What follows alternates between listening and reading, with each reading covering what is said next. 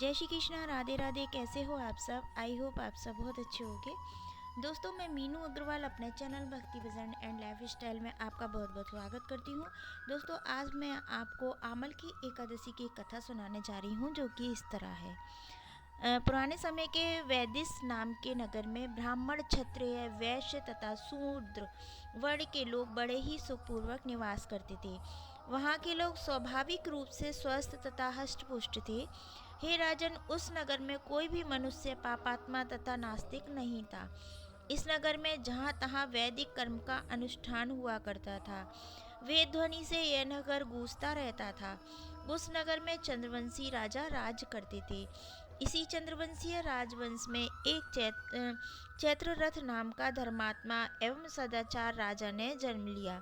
यह राजा बड़ा पराक्रमी, सूरवीर, धनवान, भाग्यवान तथा शास्त्रों का ज्ञाता था। इस राजा के राज्य में प्रजा को बड़ा ही सुख था। सारा वातावरण ही अनुकूल था। यहाँ की सारी प्रजा विष्णु भक्ति परायण थी। सभी लोग एकादशी का व्रत करते थे। इस राज्य में कोई भी दरिद्र अथवा कृपण नहीं था। इस प्रकार प्रजा के साथ राजा अनेक वर्षों तक सुखपूर्वक राज्य करते रहे। एक बार फाल्गुन शुक्ल पक्षीय द्वादशी संयुक्ता आमल की एकादशी आई। यह एकादशी माफल देने वाली थी। ऐसा जानकर नगर के बालक, वृद्ध, युवा, स्त्री व पुरुष, स्वयं राजा ने भी सब परिवार इस एकादशी व्रत का पूरे नियमों के साथ पालन किया। एकादशी वाले दिन राजा प्रातः काल नदी में स्नान आदि समाप्त कर समस्त प्रजा के साथ उसी नदी के किनारे बने भगवान श्री विष्णु भगवान के मंदिर में जा पहुँचे।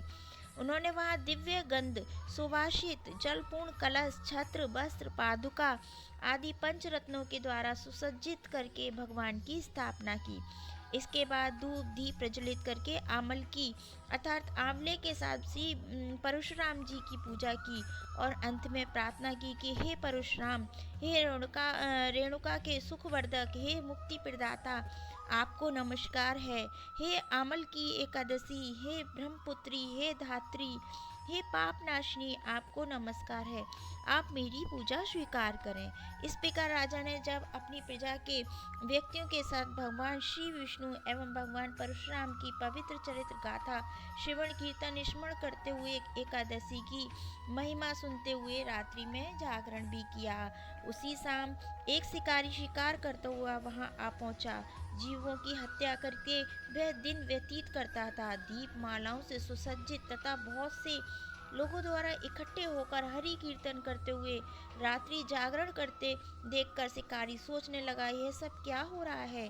शिकारी के पिछले जन्म के पुण्य का उदय होने पर वहां एकादशी भक्त व्रत करते हुए भक्त जनों का उसने दर्शन किया। कलश के ऊपर विराजमान भगवान श्री दामोदर जी का उन्होंने दर्शन किया तथा वहां बैठकर भगवान श्री हरि की चरित्र गाथा श्रवण करने लगा। भूखा प्यासा होने पर भी एकाग्र मन से एकादशी व्रत के महत्व की कथा तथा भगवान श्री हरि की महिमा श्रवण करते हुए उसने भी रात्रि का जागरण किया। प्रातः होने पर राजा अपनी प्रजा के साथ जब अपने नगर को चला गया तो वह शिकारी भी अपने घर वापस आ गया और उसने समय पर भोजन कर लिया। कुछ समय बाद जब शिकारी की मृत्यु हो गई तो अनायास एकादशी व्रत पालन करने तथा एकादशी तिथि में रात्रि जागर करने के प्रभाव से उस शिकारी ने दूसरे जन्म में विशाल धन संपदा, सेना, सामंत, हाथी, घोड़े, रथों से पूर्व जयंती नाम की नगरी के विदुरथ नामक राजा के यहाँ पुत्र के रत्न के रूप में जन्म लिया। वह सूर्य के समान पराक्रमी, पृथ्वी के समान क्षमाशील, धर्मनिष्ठ, सत्यनिष्ठ एवं अनेकों सद्गुणों से युक्त होकर भगवान विष्णु की भक्ति करता हुआ तथा 1,00,000 गांवों का आध्यापत्य करता हुआ जीवन बिताने लगा। वह बहुत दानी था। इस जन्म में उसका नाम वशुरथ था। एक बार वह शिकार करने के लिए वन में गया और मार्ग भटक गया। वन में घूमते घूमते थका हारा, प्यास से व्याकुल होकर उसने अपनी बाहों का तकिया बनाकर जंगल में ही सो गया। उसी समय पर्वतों में रहने वाले मलेच्छ पवन सोए हुए राजा के पास आकर राजा की हत्या की चेष्टा करने लगे। वे राजा को शत्रु मानकर उनकी हत्या करने पर तुले थे। उन्हें कुछ ऐसा भ्रम हो गया था कि ये वही व्यक्ति है जिसने हमारे माता पिता, पुत्र पौत्र आदि को मारा था तथा इसी के कारण हम जंगल में खाक छान रहे हैं। किंतु आश्चर्य की बात यह है कि उन लोगों द्वारा फेंके गए अस्त्र शस्त्र राजा को न लगने पर उनके इर्द गिर्द ही गिरते गए। राजा को खरोंच तक नहीं आई। जब उन लोगों ने अस्त्र शस्त्र उन लोगों के समाप्त हो गए तो वे सभी भयभीत हो गए तथा एक कदम भी आगे नहीं बढ़ा सके। तब सभी ने देखा कि उसी समय राजा के शरीर से दिव्य गंध युक्त अनेक आभूषणों से आभूषित एक परम सुंदरी देवी प्रकट हुई। वह भीषण भुकुटी युक्ता क्रोधी नेत्रा देवी क्रोध से लाल पीली हो रही थी। उस देवी का यह स्वरूप देखकर सभी पवन इधर उधर दौड़ने लगे, परंतु उस देवी ने हाथ में चक्र लेकर एक क्षण में ही सभी मलेच्छों का वध कर डाला।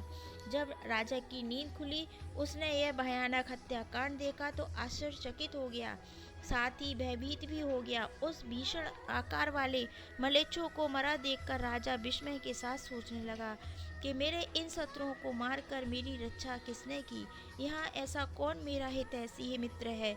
जो भी है, मैं उनके इस महान कार्य के लिए उनको बहुत बहुत धन्यवाद देता हूँ।